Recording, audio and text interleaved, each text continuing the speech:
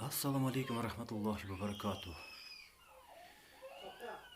Xayrli kech, hurmatli yurtboshim Shavkat Mirziyoyev Miromonovich.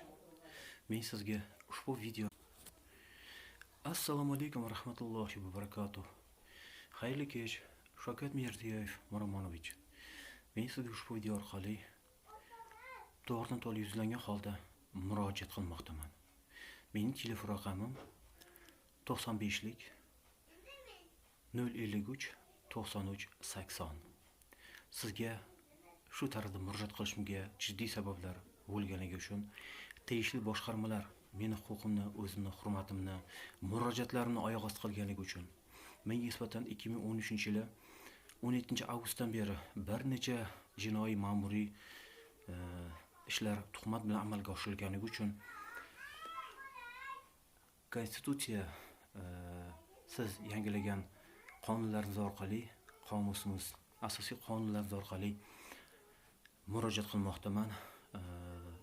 Negaki Konstitutsiyamizning birinchi o'rinda 34, 40, 60, 23, ikkinchi moddalari va boshqa moddalari, tegishli moddalari bemalol, bepisandlik ila qasddan buzilmoqda menga nisbatan.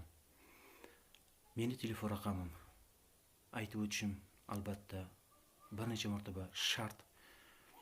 Telefon raqamim 95lik 053 93 80.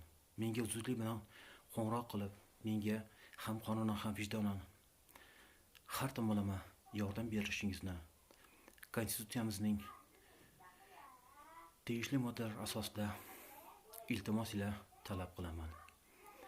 Chunki oxirgi inson siz bo'lib, yurtboshimiz bo'lib, siz oldimda turibsiz, sizdan oshib o'tishga hali erta.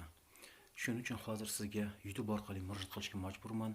Eshitishimcha murojaatlarim, arizalarim sizga yetib bormayotgan ekan. Prezident virtual qabulxonasi arizalarimni vakolati yo'q joylarga yuborib, kim ustidan shikoyat qilsam, o'zlarining qo'liga yuborib, maynavozchilik bilan shug'ullanib kelmoqda. Qachongacha men mana shunday xo'rlanib, ona vatanimiz O'zbekiston Respublikasida sharmanda bo'lishim kerak, nomim qorlanish qachongacha davom etadi? Men O'zbekiston Respublikasining qo'shtirnoq ichidagi xo'rlangan fuqarosiman. Qonunga bo'ysunuvchi, chiziqchi, itoatkor, qog'oz ichidagi talabchan bo'lishga majbur fuqaroman. Iltimos menga atroflicha ham qonunan ham vijdonli yordam bering. Mening qo'l telefonimga qo'ng'iroq qilib, menga bog'laning. Telegram orqali sizga barcha tavsiyalarni, ariza, javob xatlarini taqdim qilaman.